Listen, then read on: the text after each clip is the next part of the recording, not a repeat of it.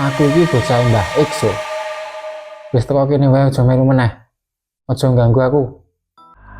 Ternyata mereka ini berada di tengah-tengah kuburan. Jadi salah satu tempat pemakaman yang terbesar lah. Juga terdengar suaranya dengan sangat jelas. Dan ternyata gangguan itu belum selesai sampai di situ. Menggunakan praktik penglaris atau gamis. Lihat nggak tuh? Pohonnya goyang-goyang sendiri mah tuh. Jadi mereka berdua ini sama-sama melihat.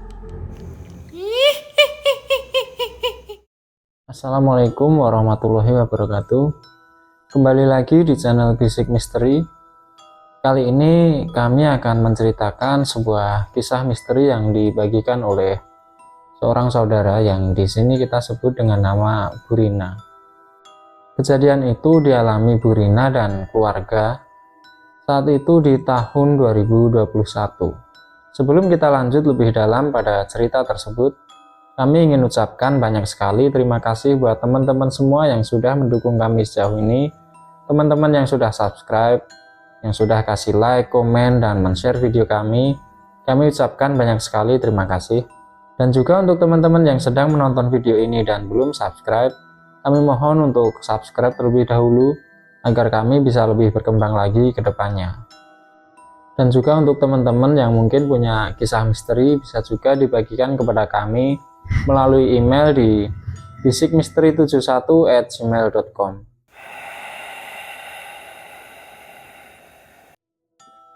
Bu Rina ini tinggalnya di kota Solo. Saat ini usianya sekitar 35 tahun. Beliau sudah menikah dan punya 4 orang anak. Suaminya di sini kita sebut dengan nama Pak Tio. Hari itu masih dalam suasana libur lebaran. Bu Rina dan Pak Tio ini berencana untuk jalan-jalan lah ke kota. Dan kebetulan saat itu ada kakaknya Pak Tio yang tinggalnya di Jawa Barat itu sedang berkunjung ke Solo. Jadi diajaklah sekalian kakaknya Pak Tio tadi sekeluarga dengan istri dan anak-anaknya. Di sini kita sebut kakaknya Pak Tio itu dengan nama Pak Pono. Nah, awalnya mereka ini mau berangkat ke itu rada pagi. Tapi saking keasikan ngobrol Pak Tio dan Pak Pono itu, mungkin karena lama nggak ketemu kan, sampai nggak terasa waktu itu sudah hampir jam 3 sore. Mereka pun siap-siap sebentar, kemudian baru mulai jalan itu sekitar jam 3 lewat. Mereka berangkat ke berombongan dengan naik 2 mobil pribadi. Jadi Pak Tio sekeluarga dan sopirnya itu ada di satu mobil. Kemudian Pak Pono sekeluarga dan juga satu sopir itu ada di mobil satunya lagi. Mereka pun mulai jalan dan singkat cerita mereka sampai di kota itu hampir jam 5 sore. Jadi mereka cuma sempat jalan-jalan sebentar waktu itu dan nggak terasa sudah lewat maghrib sekitar jam 6 saat itu. Di sini Pak Tio memutuskan untuk ngajak makan malam dulu lah sebelum nantinya lanjut belanja oleh-oleh terus langsung pulang kembali ke Solo. Nggak lama Pak Tio ini dapat satu tempat. Setelah nyari-nyari di aplikasi Google Map itu, sebuah restoran keluarga yang review atau ulasannya di aplikasi tersebut lumayan bagus. Mereka pun ke sana dan nggak lama sampai di restoran itu. Seperti biasa, Bu Rina ini sebelum masuk ke tempat tersebut, ke restoran itu, dalam hatinya mengucap bismillah dan salam dulu lah. Baru setelah itu masuk ke area restoran tersebut. Digambarkan oleh Bu Rina, restoran ini bisa dibilang secara fisik bangunannya, nuansanya itu khas sekali tradisional Jawa. Jadi di depan ada halaman untuk taman, kemudian ada bangunan utama yang cukup besar, seperti rumah joglo yang cukup besar dengan hiasan-hiasan dan ornamen-ornamen yang juga khas tradisional Jawa. Kemudian di belakangnya ada area outdoor yang cukup luas. Di situ ada taman, ada kolam ikan, beberapa meja makan, dan juga beberapa gazebo ada di pinggir-pinggir atau di area belakang. Suasananya sangat asri dan terbilang cukup rimbun. Jadi banyak sekali tanaman-tanaman hias, tanaman bunga, dan juga bahkan ada beberapa pohon itu yang ukurannya cukup besar dan rimbun. Singkat cerita, Bu Rina dan rombongan ini memilih tempat yang ada di outdoor. Karena memang Pak Tio dan Pak Pono ini keduanya kan perokok semua. Mereka pun diarahkan oleh pelayan yang ada di situ, kedua gazebo yang letaknya ada di ujung belakang. Awalnya Bu Rina ini sempat memilih tempat yang lain. Jadi ada juga itu di area outdoor beberapa meja makan. Tapi saat itu kata pelayan di situ, tempat itu sudah dipesan oleh tamu yang lain. Jadi ya sudah, akhirnya mereka pun mengiyakan untuk menempati dua gazebo yang diarahkan tadi. Diceritakan juga oleh Bu Rina, saat itu situasi di restoran tersebut terbilang cukup sepi dan sedikit remang. Dan memang saat itu sama sekali nggak ada tamu lain selain rombongannya Bu Rina itu tadi. Dan juga semua lampu penerangan di restoran itu pakainya lampu yang warna kekuning-kuningan itu, lampu hangat. Jadi nggak ada satupun lampu yang warnanya putih terang itu, sama sekali nggak ada. Bahkan sampai ke toilet-toiletnya pun semuanya pakai lampu yang warna hangat itu, warna kekuning-kuningan. Nah itulah yang dirasa oleh Bu Rina. Jadi suasana di sana itu sedikit remang. Apalagi di area gazebo, yang situ banyak sekali tanaman hias yang cukup rimbun, dan ada beberapa pohon yang ukurannya itu cukup besar di sekitar gazebo itu. Nah di sini Bu Rina masih nggak mikir yang aneh-aneh. Dia tetap berusaha berpikir positif. Singkat cerita, mereka menempati dua gazebo yang tadi diarahkan oleh pelayan di situ. Kemudian mulai memesan beberapa menu makanan, dan sambil nunggu makanan itu datang, seperti biasa mereka ini ngobrol-ngobrol santai. Bu Rina dan istrinya Pak Pono dan juga anak-anak. Sedangkan Pak Tio dan Pak Pono itu sambil ngerokok sedikit menjauh dari area gazebo itu. Nah singkat cerita, makanan yang tadi dipesan itu sudah datang. Setelah menunggu sekitar 1 jam, mereka pun mau mulai makan, dan di sini Bu Rina sebelum makan seperti biasa beliau baca doa dulu. Dan saat itu Bu Rina ini ingat sesuatu. Jadi dulu Bu Rina ini pernah dikasih tahu oleh Pak Tio sesuatu, atau bisa dibilang semacam amalan. Mungkin di sini banyak juga teman-teman yang sudah tahu, yaitu amalan untuk dalam tanda kutip mengetes atau mengetahui sebuah tempat makan, apa itu restoran, warung, atau semacamnya, itu menggunakan praktik penglaris ataukah pesugihan ataukah sama sekali tidak. Mungkin banyak teman-teman yang sudah tahu, atau mungkin saja hanya caranya yang berbeda-beda. Nah yang dilakukan Bu Rina saat itu, dia menuliskan lafaz Allah di langit-langit mulutnya menggunakan lidahnya, sambil dalam hati dengan penuh keyakinan itu memohon perlindungan dan petunjuk dari Allah Subhanahu wa Ta'ala. Baru setelah itu Bu Rina ini mau mulai makan, dan gak tahu kenapa tiba-tiba saja nafsu makan Bu Rina ini seperti hilang. Saat itu Bu Rina memesan sebuah steak daging sapi, yang mana itu bisa dibilang makanan yang paling disuka oleh Bu Rina ketika makan di restoran atau di kafe gitulah. Nggak tahu kenapa seolah-olah nafsu makannya itu benar-benar hilang. Di sini Bu Rina masih tetap berusaha berpikir positif. Dia mencoba untuk tetap makan. Nah, kemudian baru dimasukkannya sepotong kecil atau satu suapan ke dalam mulutnya. Burina ini malah mau muntah. Akhirnya dikeluarkan lagi makanan itu dan nggak jadi dimakan. Saat itu Burina juga sempat nyoba makanan lain yang dipesan oleh anak-anaknya. Tapi hal yang sama itu terjadi. Baru dimasukkannya satu suapan, nggak tahu kenapa Burina ini malah jadi mau muntah. Dan nafsu makannya itu benar-benar hilang saat itu. Akhirnya Burina pun sama sekali nggak makan di restoran itu. Nah, di sini Pak Tio ini sempat negor atau tanya ke Burina, kenapa mah kok nggak jadi makan? Nggak apa-apa, makanannya nggak enak Pak, kata Burina seperti itu. Ya udah toh, pesen lagi aja menu yang lain. Nggak usah Pak, nanti aja makan di rumah apa ngemil aja pas kalian belanja oleh-oleh. Di sini Burina belum cerita apa-apa ke Pak Tio dan yang lain.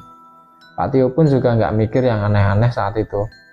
Mereka pun lanjut makan sambil ngobrol-ngobrol seperti biasa, dan singkat cerita saat itu nggak terasa sudah hampir jam 9 malam. Kemudian suatu ketika Pak Tio ini mau ngerokok. Jadi seperti biasa dia sedikit menjauh dari gazebo, berdiri di dekat kolam ikan. Nah, belum lama Pak Tio ini ngerokok, dia ini melihat dan merasakan hal yang benar-benar aneh.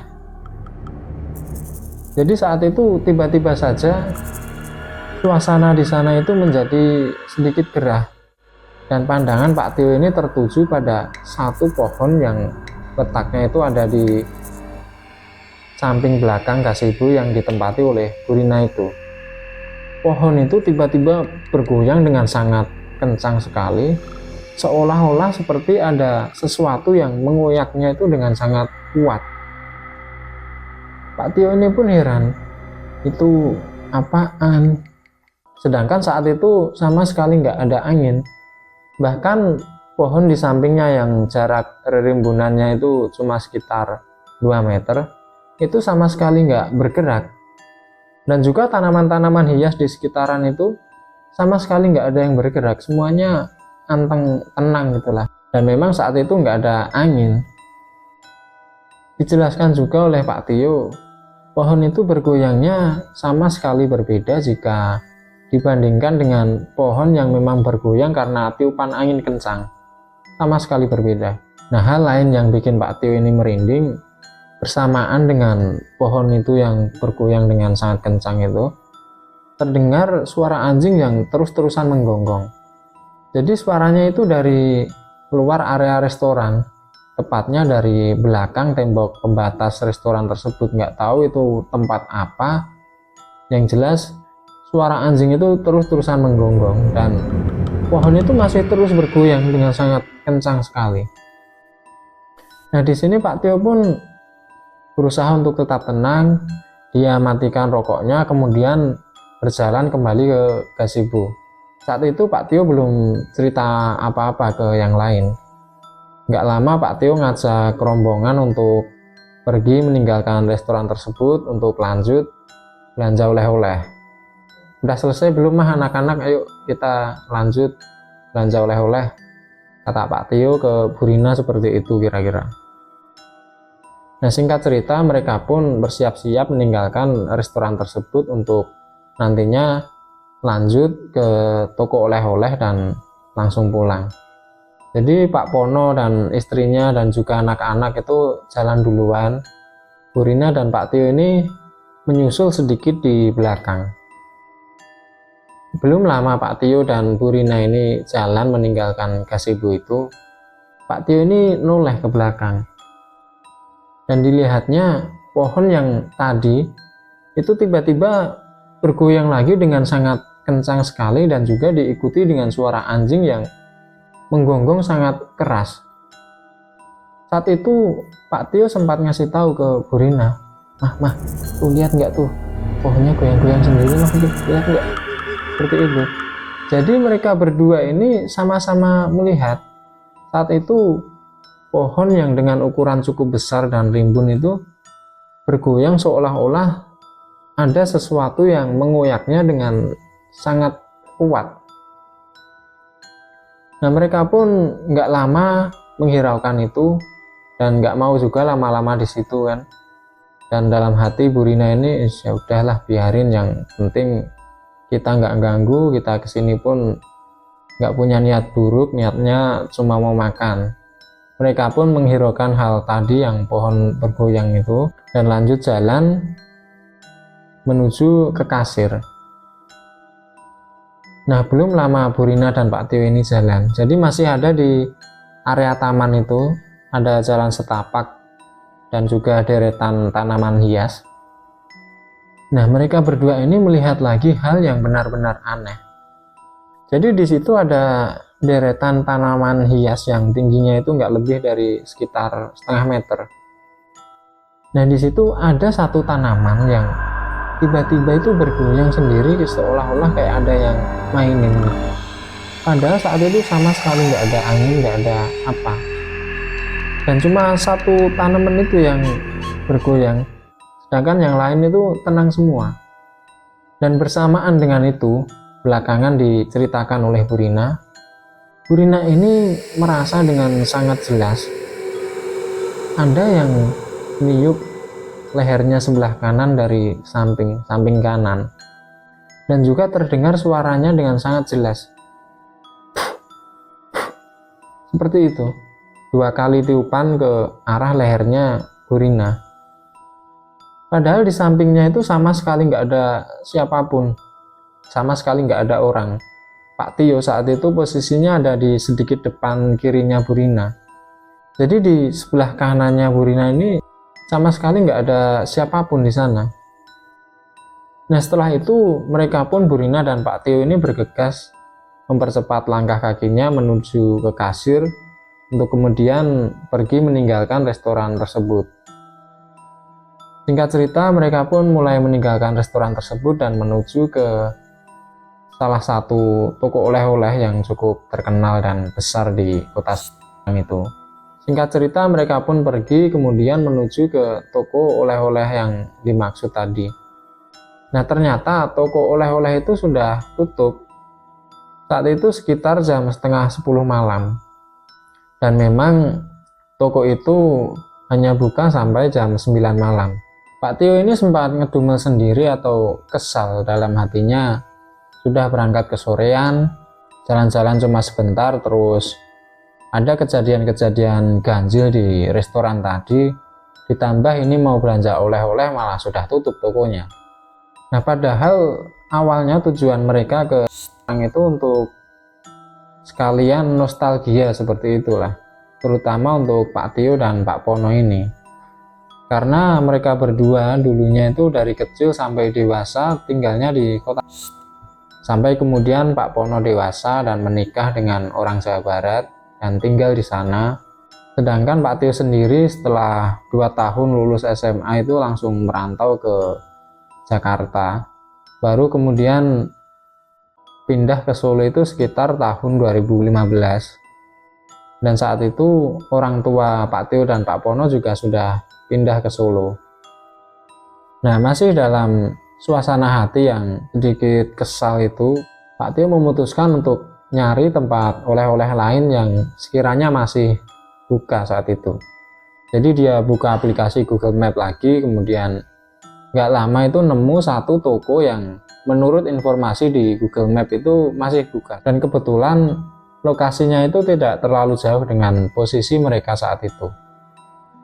Tanpa pikir panjang atau melihat lebih detail lokasi toko tersebut, Pak Tio pun langsung minta ke supirnya untuk lanjut jalan dan sambil diarahkan menuju ke toko oleh-oleh tersebut. Jadi Pak Tio ini merasa sudah tahu tempatnya itu di mana dan merasa sudah cukup hafal lah dengan jalan-jalan di situ. Ayo lanjut mas, gue ngarep kayak belok kiri, gue terus lurus. Supirnya pun mengiyakan dan mengikuti arahan yang diberikan oleh Pak Tio. Saat itu posisinya mobil yang ditumpangi oleh Pak Tio ini berada di depan, kemudian diikuti oleh mobil satunya yang ditumpangi oleh Pak Pono keluarga. Nah, sekitar 10 menitan mereka ini berjalan, Pak Tio ini tiba-tiba merasa ada yang aneh. Ini jalannya kok sepi, kiri kanannya gelap. Nah, ini tokonya ada di mana ini? Nah, nggak lama setelah itu Pak Tio ini baru ngeh atau sadar. Ternyata mereka ini berada di tengah-tengah kuburan. Jadi salah satu tempat pemakaman yang terbesar lah di kota Semarang itu. Nah, mereka itu ada di tengah-tengahnya. Nah, Pak Tio ini heran, nah kok malah sampai di sini. Nah, Pak Tio pun jadi tambah nggak fokus pikirannya saat itu. Setelah tadi masih suasana hatinya itu kurang baik, tambah ini nyasar ke tengah kuburan, Pak Tio pun langsung minta ke supirnya untuk putar balik dan cari jalan keluar menuju ke jalan raya. Nah, singkat cerita, mereka pun keluar dari area pemakaman tersebut dan sampai di jalan raya. Nah, di sini Pak Tio memutuskan untuk ngabari Pak Pono yang ada di mobil satunya.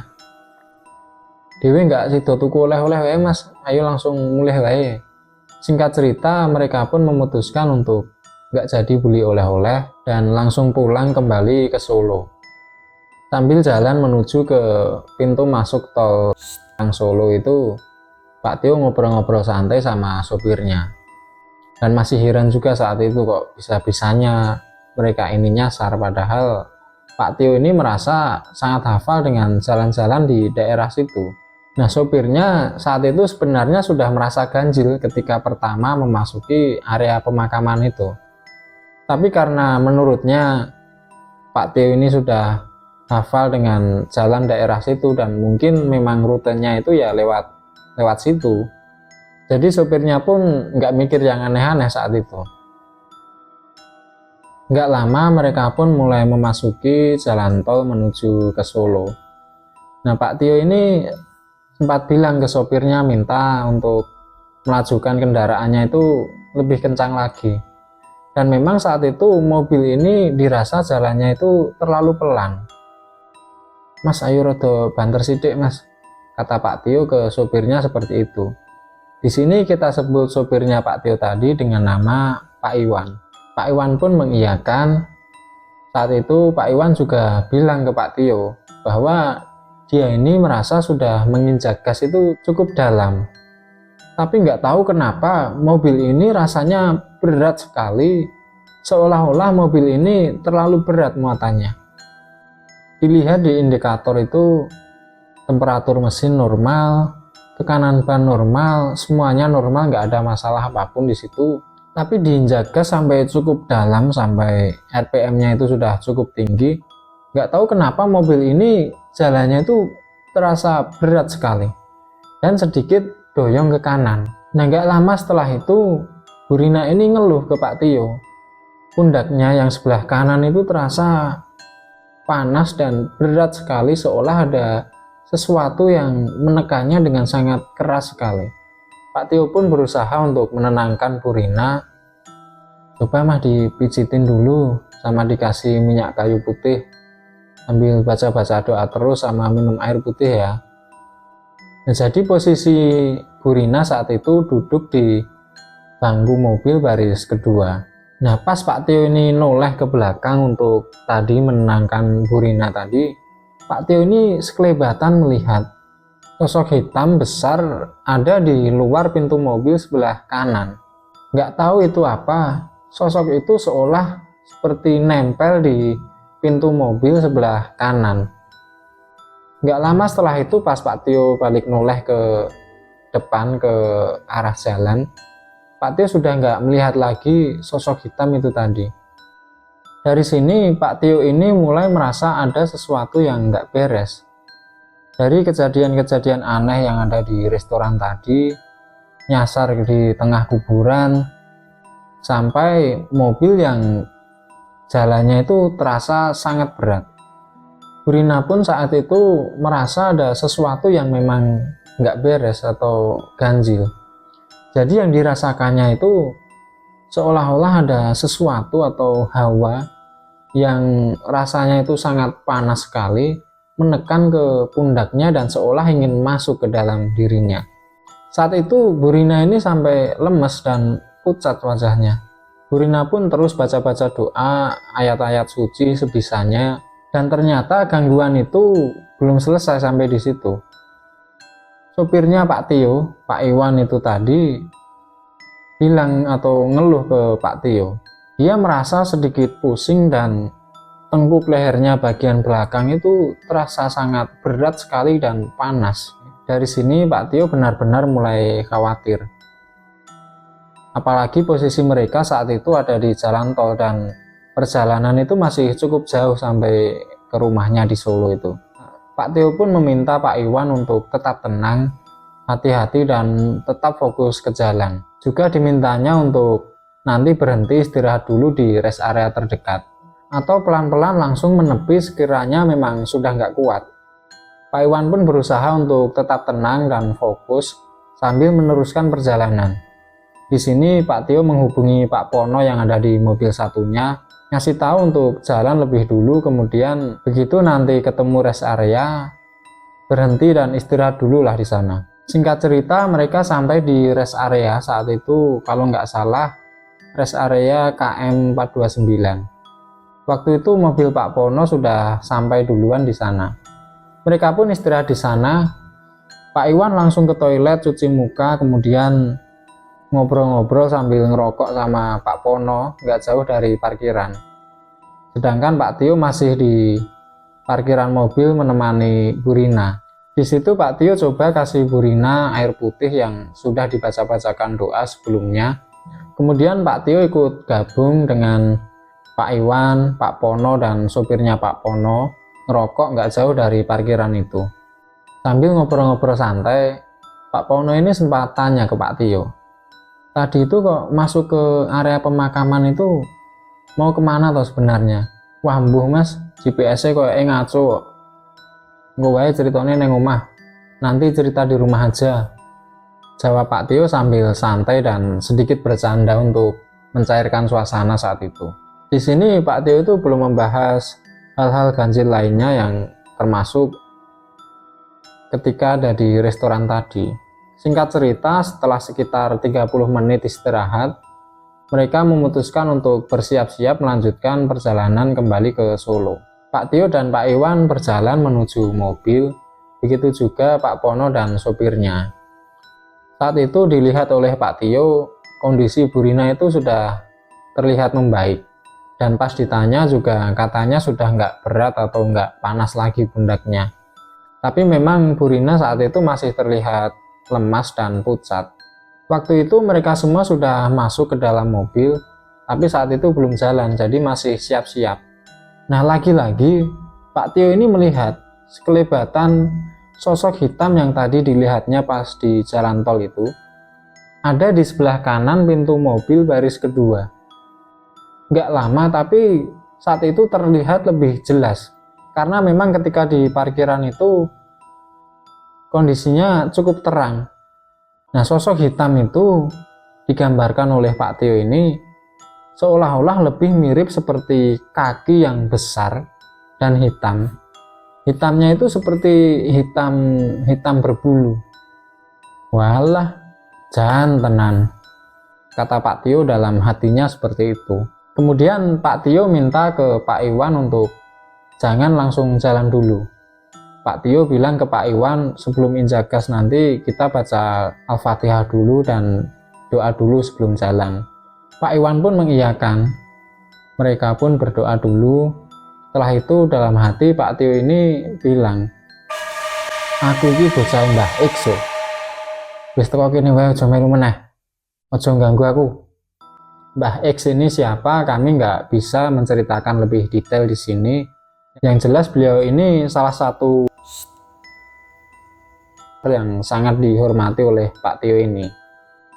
Bismillah, ayo jalan mas, kata Pak Tio ke Pak Iwan. Gas diinjak oleh Pak Iwan dan mulai jalan. Dan syukur alhamdulillah mobil ini terasa sudah normal seperti biasa, enteng dan nggak ada gangguan lagi sama sekali, dan Pak Tio pun lega. Singkat cerita, setelah kurang dari 1 jam mereka pun sampai di rumah Pak Tio di Solo. aman, selamat, nggak ada gangguan apa-apa lagi. Keesokan harinya baru Bu Rina ini cerita semuanya. Soal amalan yang dipraktekannya pas di restoran itu, kemudian pas di perjalanan terasa ada hawa panas yang seolah-olah ingin masuk ke dalam dirinya melalui pundaknya itu. Dan diceritakan juga saat itu posisi Bu Rina ini, mohon maaf, sedang haid atau menstruasi. Entah ada kaitannya atau tidak, Bu Rina sendiri nggak tahu.